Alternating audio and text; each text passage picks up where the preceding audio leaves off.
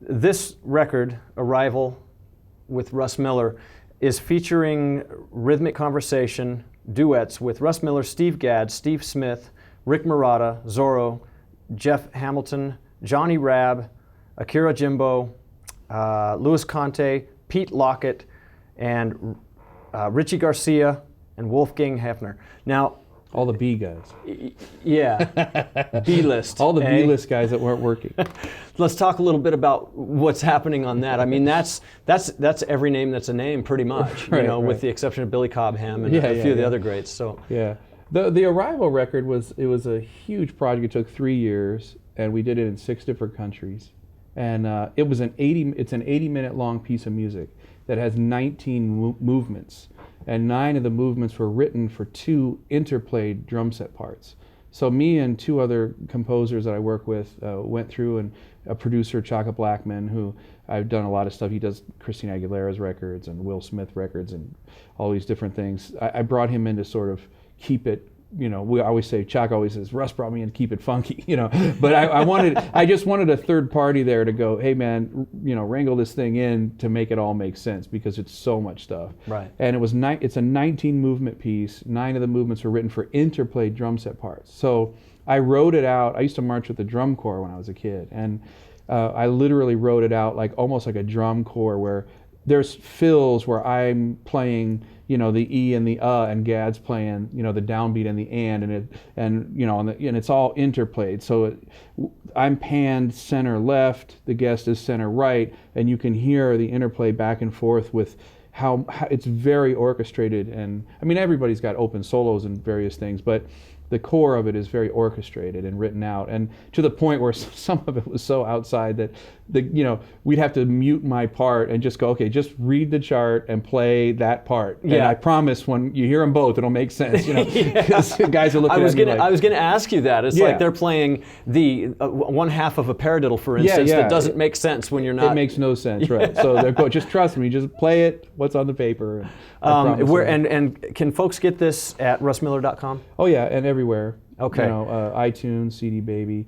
Unfortunately, with iTunes, they don't do the artwork, and it's so cool to have the artwork with that, because you see all the pictures from the sessions. And definitely, this is a definite must for all of our drummers out there. CD Baby, iTunes, Amazon, everybody's, or russmiller.com. So check that out. Yeah, and Nelly Furtado sang on it. I mean, it's a lot of guest artists singing. There's 30 musicians. Wow. But the band is like David Garfield and Eric Marienthal and Neil Steubenhaus, and just everybody's on it. Now, is this your latest release?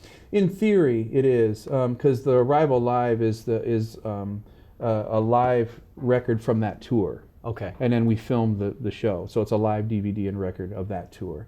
And we did play some new material that's on the new record, which we just recorded last week. The week after NAMM, I went right into the studio for 6 days straight and did the new solo record. I just barely got over exhaustion from NAMM show, and you've already recorded a record? No, 3 records.